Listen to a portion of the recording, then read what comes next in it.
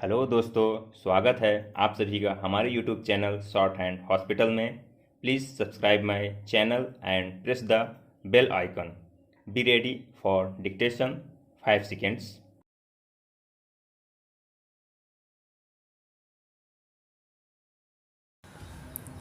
Start. उपाध्यक्ष महोदय, हम सभी यह मानते हैं कि आज ऐसे समय में जबकि देश के सामने बहुत कठिन समस्याएं हैं, यह सदन एक महत्वपूर्ण प्रश्न पर विचार कर रहा है।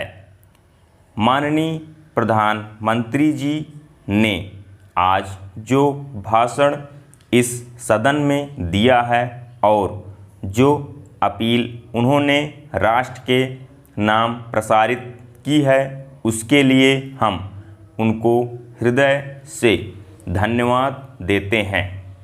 आज उन्होंने अपने भाषण में यह बिल्कुल बता दिया है कि यद्यपि हम हिंदुस्तानवासी शांति चाहते हैं और हमने बराबर हर कीमत पर शांति को बनाए रखने की कोशिश की है, लेकिन इसका यह अर्थ नहीं हो सकता कि हम अपनी सीमाओं का उल्लंघन सहन करें या अपने राष्ट्र की कोई भूमि किसी को देकर के शांति स्थापित करने का प्रयत्न करें।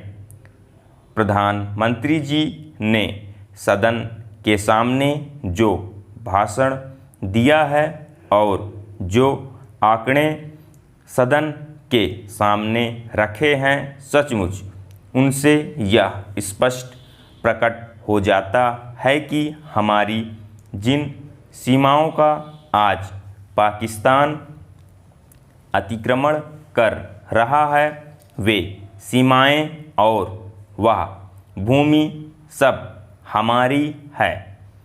इस समय पाकिस्तान का रवैया है, वह कोई बात नहीं मान रहा है। हमने बराबर पाकिस्तान की ओर मित्रता का हाथ बढ़ाया है, लेकिन पाकिस्तान ने बराबर उस हाथ को काटने का प्रयत्न किया है। देश के विभाजन के समय से लेकर हमने बराबर हर प्रश्न का, हर विषय को मित्रता से तय करने का प्रयत्न किया है, चाहे पाकिस्तान का रुख किसी भी प्रकार का क्यों न रहा हो। देश के विभाजन के समय हमने पाकिस्तान के साथ में जो समझौता किया, उसके अनुसार हमने पाकिस्तान को उसके हिस्से से अधिक दिया। उसके पश्चात भी जब जब कोई प्रश्न हमारे सामने आए, हमने उनको उचित प्रकार से तय करने का प्रयत्न किया। आज भी पाकिस्तान की तरफ हमारा करोड़ों रुपए का कर्ज है, जिसको पाकिस्तान ने आज तक नहीं दिया है, लेकिन फिर भी हमने पाकिस्तान के साथ अच्छा बर्ताव रखा है। आज तक जो रुख पाकिस्तान अपनाता रहा करता है, अगर वही रुख हम भी अपनाते तो नहर के पानी को बंद करके पूरे पाकिस्तान को वीरान कर सकते थे, किंतु हमने ऐसा नहीं किया। एक देश के साथ दूसरे देश के संबंध आपसी सद्भाव और नैतिकता के आधार पर ही स्थापित रह सकते हैं। अध्यक्ष महोदय, मैं आशा करता हूँ कि इस सदन के लिए यह अंतिम अवसर होगा जबकि इस संविधान में इस आधार पर यह संशोधन करने का अवसर आया है। इसलिए मैं आशा करता हूँ कि इसकी जड़ में जाने के लिए हमारे सदन को और सरकार को एक हिम्मत होगी।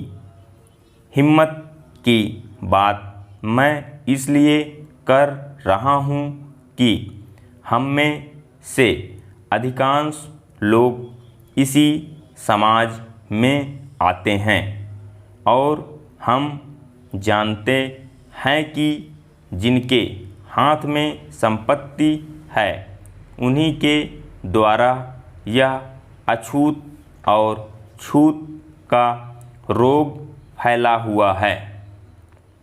यह वर्णाश्रम धर्म नहीं है। हमारे यहाँ यह धनाधर्म है, संपत्ति पर आधारित है और इसके लिए मैं इतनी ही आशा कर लेता हूँ कि आज अभी जो देश के विभिन्न भागों में ज़मीन कुछ हाथों में केंद्रित है, जब तक ज़मीन के एकाधिकार को हम नहीं तोड़ सकेंगे, जो कुछ लोग सैकड़ों और हजारों एकड़ रखे हुए हैं, जिनमें अधिकांश सदस्य भी इस सदन में सम्मिलित हैं, तब तक यह समस्या हल नहीं होगी। इसलिए मैं यह कह रहा हूँ कि सदन को भी हिम्मत होगी कि आज जिस तरह से हमने लगभग एक मत से इसको स्वीकार किया है, भूमि सुधार का प्रश्न जिसकी चर्चा उठी है और हम उठाएंगे कि जो जोतने वाला है, जो खेत पर मेहनत करता है, जिससे 100% हरिजन तो हैं ही, आदिवासी भी हैं, तो जो मेहनत करता है ज़मीन पर उसका अधिकार होगा। सदन को यह हिम्मत होगी कि वह इस चीज़ को करे। यह मैं आशा करता हूँ और नहीं होगी तो मैं समझता हूँ कि यह हमारे लिए एक ढकोसला होगा।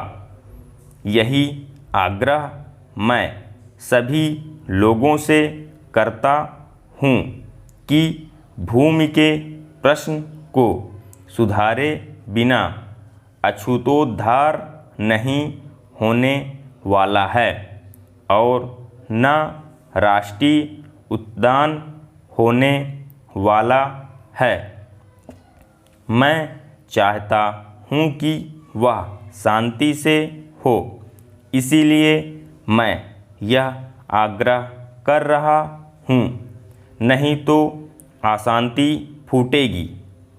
लेकिन हम चाहते हैं कि शांति से हो, इसलिए मैं फिर आग्रह कर रहा हूँ कि दल और पार्टी की दीवार तोड़कर हम इस प्रश्न को लें और केंद्रीय सरकार भी हिम्मत करे।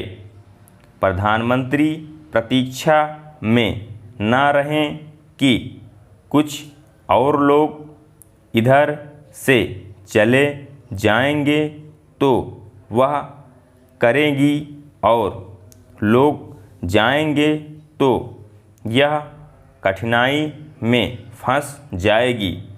इसीलिए मैं कह रहा हूँ कि यह अवसर है। ओवर।